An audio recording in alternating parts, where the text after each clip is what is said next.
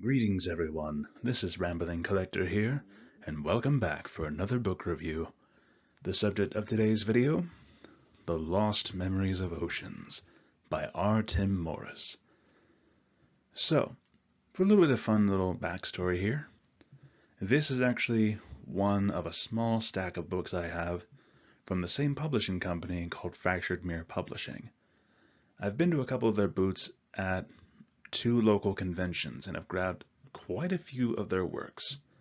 However, I have not started reviewing them until now, and quite frankly, I am kicking myself over the fact that I have not. And originally, I wanted to review this work in honor of Pride Month. Unfortunately, you can tell I'm a little late. But this has given me the mindset to going forward, instead of leaving it simply as Pride Month reviews, it will instead just be Pride reviews, because let's face it, Pride should not be limited to just one month out of the year. It should be celebrated year-round. And this one is no exception, ladies and gentlemen. Now with that being said, let's get started, shall we?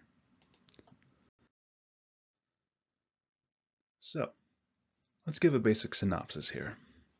The Lost Memories of Oceans features the story of Bluebell fairy Nettle, somehow finding herself in another mystical world known as Eru, that is far different from her own.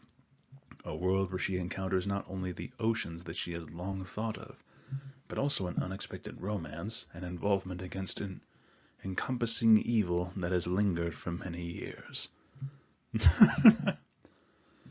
The thing is, how this all leads up is because Nettle herself is a bit of a mess of a character when she first makes an appearance, because we learn through the synopsis of the book that she not only is in a relationship with another Bluebell fairy named Piper, but also has another affair going on with a satyr known as Brawn. And the beginning of the book starts with her ending things with Brawn and trying to seek solace within her life vein cocoon, in order for her to find the oceans that she has long since dreamt of and longed for, believing that they contain the secrets of love. That gets quickly thrown out the window the second she enters into this world, when she sees how cold, dark, and unforgiving the oceans truly can be. But overall, in between this, throughout the course of the story, between the flashbacks to Nettle's life in Seanth before arriving in Eru, to her terrifying dreams and encounters with the Eru Witch, it becomes clear that this book can be considered a coming-of-age style of story, with all the messier parts that comes with finding out more about yourself and who you wish to be as a person. And that is something that we see here with Nettle. You grow to understand that she is a character who is at the pinnacle of change. She is still trying to figure out who she is, what her identity is. And it's always a messy process of trying to figure out just who you are. Let's face it, we've all grown up during that time period where we just did not feel comfortable in our own skin, always questioning who and what we were. And it's generally a very uncomfortable and, in a lot of cases, very messy process. And in many ways, some of us still go through it from time to time. But overall, I feel Nettle comes out far stronger for this over the course of it, and it's really inspiring to see just how she grows to embrace the changes that are occurring to her and learning to be more of who she is. But more than that, the romance that builds between Nettle and a young girl named Cole, who is introduced in the beginning of the book as one of the local residents of Eru, that occurs over the course of the book was definitely a sweet thing to read, watching as two young women face the changes both in their world and within themselves together, showing how the story wasn't just a coming of age for Nettle, but for Cole as well. Now for a little bit of context here. Over the course of the story, we see how not only Nettle, but also Cole are physically changing, besides just growing closer together. We see how Nettle's powers as a fairy are dwindling. Her body is changing, growing less sharp and angular and much more softer, more human. Whereas the opposite is true for Cole, with Cole becoming more along the lines of who Nettle used to be, with Cole becoming less human, growing to become more like Nettle. And this is actually caused by Nettle giving her gift to Cole. And it's very sweet, it's a very wholesome and romantic moment, but the long-bearing consequences of this occur throughout the rest of the story.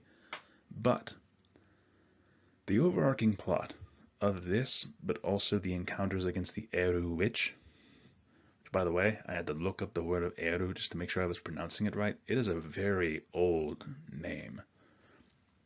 Same with Seanth. Though Seanth definitely sounds more fantastical, but Eru is a lot older. I believe it was either Celtic or Nordic when I looked it up. Possibly Celtic sounds about right. Overall, though, it's a fun word. But let's move on, shall we? So, my random thoughts segment. I will say this much. I've never fully encountered a lot of stories that feature fairies outright.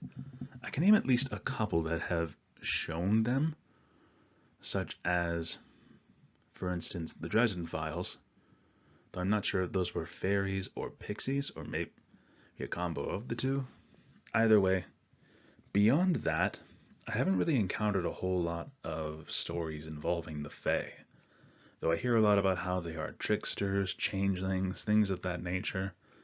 But in all honesty, I'm actually very curious, and I would love to get my hands on other books that feature the Fae or fairies on the front lines, on the forefront of the page, whether as a main character, plot device, what have you. I would just love to see more of them. And if you all know any good books that feature that, please feel free to let me know. I would love to get some suggestions on that. But overall, I'd say this story actually works very, very well at what it does. It's a fun, self-contained story featuring a story of coming of age, two young women falling in love, their paths crossing and changing because of each other. The whole thing of dreams and reality with Nettle, of how over the course of the past, we see how she is constantly afflicted by nightmares, and how she has come to be the new wild card to hopefully break the cycle that has occurred in Eru, because it is revealed that every single time someone tries to confront the Eru witch, the cycle simply repeats, with the Obsidian Revenant, this massive, dark, glass-like tree that continues to be seen all over the world of Eru.